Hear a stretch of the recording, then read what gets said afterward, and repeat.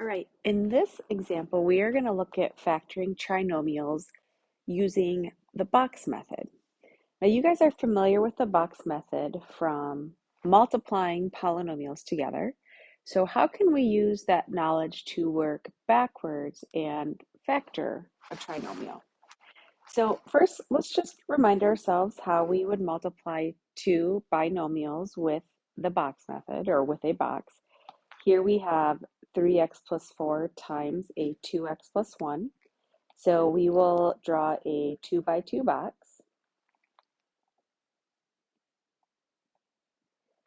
We're going to put one binomial across the top, 3x.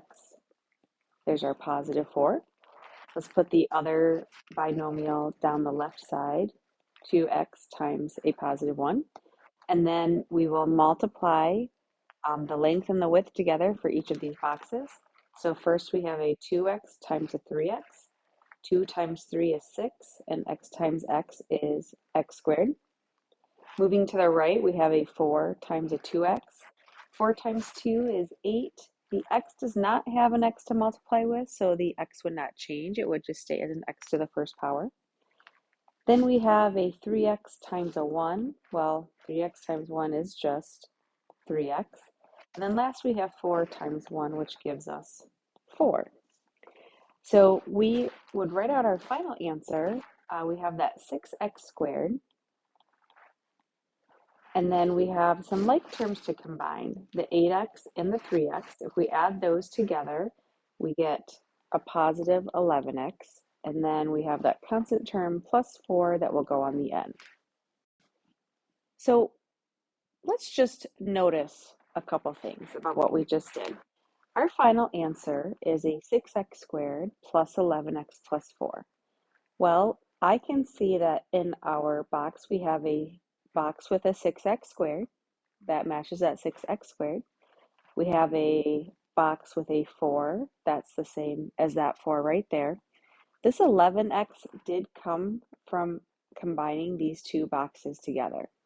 So that's the first thing. I just want to make sure we recognize our final answer and where we see those values within the box.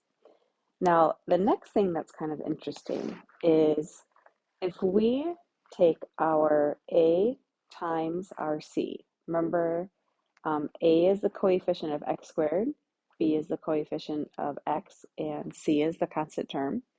A times C is 6 times 4, which gives us 24. Now, I want to consider our factors of 24.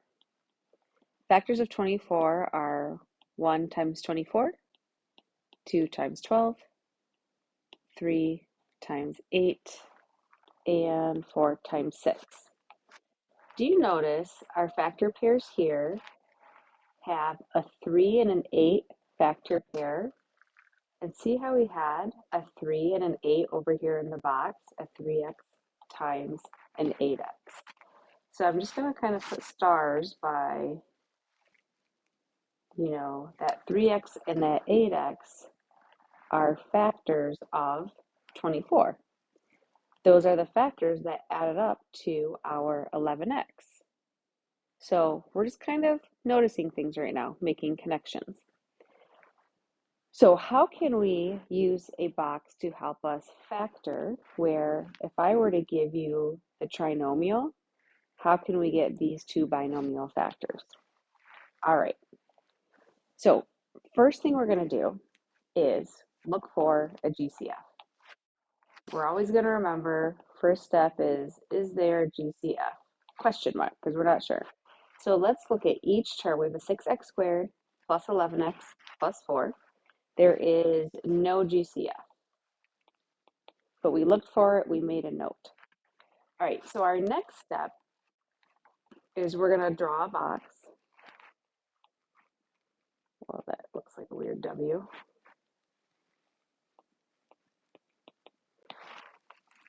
So let's draw a box. I'm going to draw it over here. Just give yourself a 2 by 2 box. And after you draw the box, you're going to put your A and C terms into the box. So our A term, we want the whole term, is that 6x squared. That's going to go in the top left, 6x squared. Our C term is that positive 4. That's going to go into the bottom right. So we're going to structure factoring with the box method the same every time. All right, our third step is we want to know what is A times C. So we're going to find A times C. So our A is 6, our C is 4. So we're going to do 6 times 4, and we get 24. Step 4 is let's find factors of A times C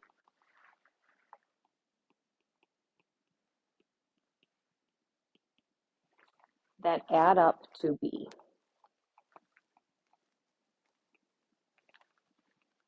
Okay, so we're working on filling in the rest of these boxes.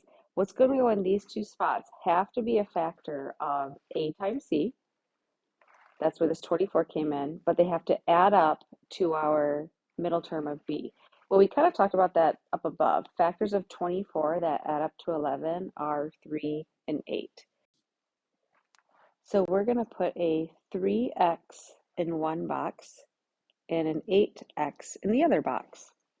Now, I will tell you where you put these two factors that added up to our A times C value doesn't matter. You could have put the 3x in this box and the 8x in that box. We end up with the same answer in the end. All right, so our last step, this is when we're actually going to get to our factoring. We are going to factor out a GCF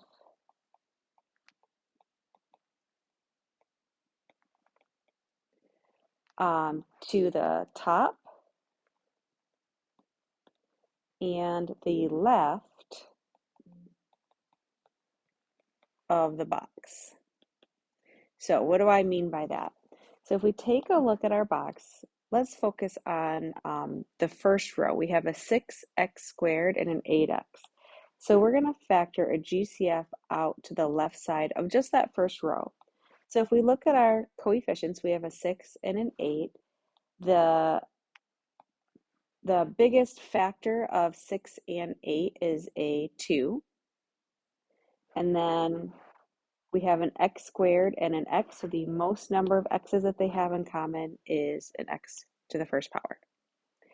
All right, let's do the same thing with the second row. We're going to find a GCF of this row down here, and we're going to factor it out to the left.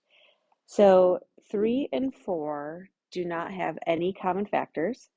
This first term has an x, and this one does not have an x. So they don't even have any x's in common.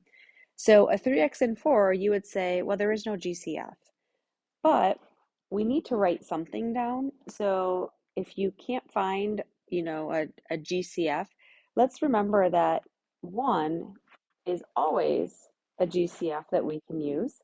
But, oftentimes there is something bigger than a 1. We would use the greatest one. But if we can't find anything else, we do have to write down a number. So 1 can be used as a GCF. All right, now what we're going to do is we're going to look at our columns and we're going to factor up. So this is our factoring to the top. Same idea, GCF. So now let's just look at these two terms. Coefficients first, 6 and 3. So what's the greatest factor that 6 and 3 have in common? And that would be a 3. And then do they have any x's in common? And they do. This term has an x squared. That term has an x, so the most number of x's that they both have is an x to the first power. Now we're going to factor to the top of the next column, 8x and 4. So look at the coefficients first. 8 and 4 have a common factor of 4. That's the GCF. And then this term has an x, but this one does not, so there would not be an x in that GCF. All right, so our last step is just to write our final answer. And our factors, we found a binomial factor up top and a binomial factor over here. So we're just going to put that together. Across the top, we had a 3x plus 4. And our other binomial factor is a 2x plus 1.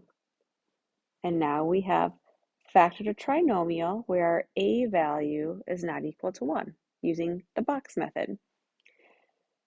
So we're going to run through more examples. This gets faster. As you can see, kind of sloppily wrote out all the steps, so we just have that written in.